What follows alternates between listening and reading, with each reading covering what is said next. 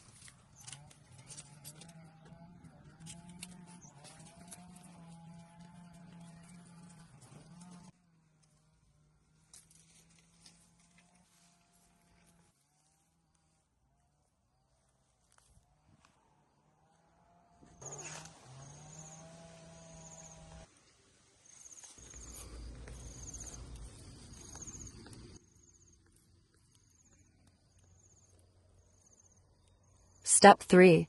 Cover with shading pergola. Protect your young durian with a shading pergola. This shields it from harsh sunlight, ensuring a healthy and robust growth.